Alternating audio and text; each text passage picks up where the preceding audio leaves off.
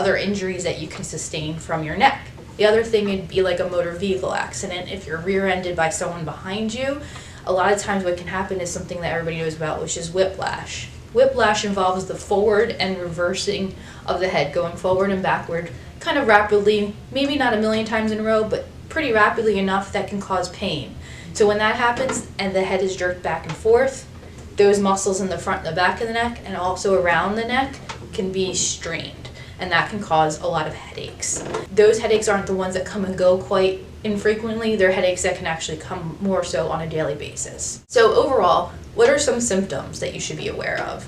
Decreased mobility of the neck. So all of a sudden you can't turn your head to look when you're driving, you can't bend down to kind of look below you, or you can't look up to the ceiling, those kinds of things. The other thing you should be wary of are headaches. You can get headaches by a motor vehicle accident, but you can also just get general headaches when certain muscles are getting too tight. So when these muscles, especially in the back of the neck, get super tight, they're really small, but as they get tighter and tighter, they actually can radiate pain up the back of your neck and to the side. Pain with holding your head in a prolonged position.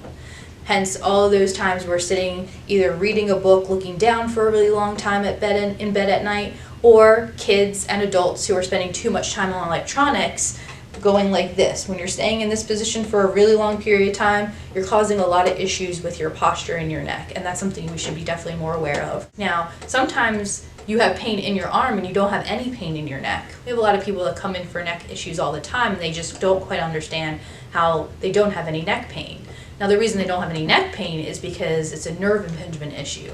And if the nerve is put onto an impinged position for a really long period of time, most likely most of their symptoms will actually be in the arm. And that's because all those nerves that branch out from that spinal cord that go down actually go down your arm in different areas. And depending on which level is affected will determine which part of your arm or your hand is affected as far as pain, numbness, or tingling. Pain can also radiate into your shoulder blade and can radiate upwards. Now, there are different things called knots and trigger points that can be addressed, because as muscles get tight, you might just have a knot there.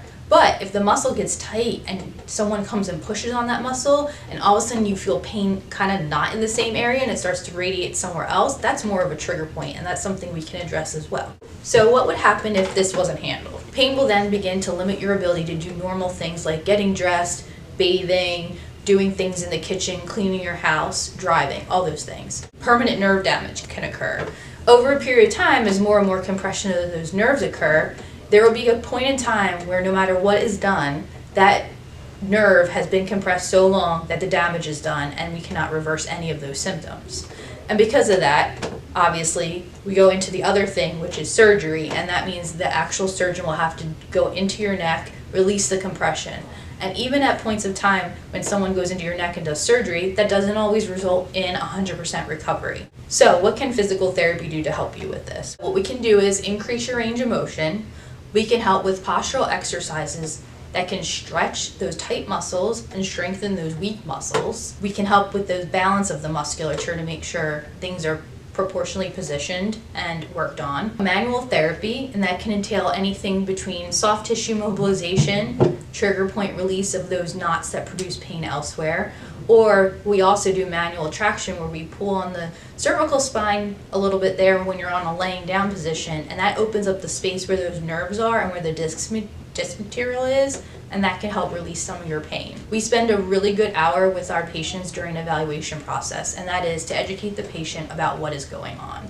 Show pictures, explain different exercises we want you to start with. If you're interested in learning more information about having neck pain and you want to seek the help of a physical therapist, go ahead and click the link below for some more information.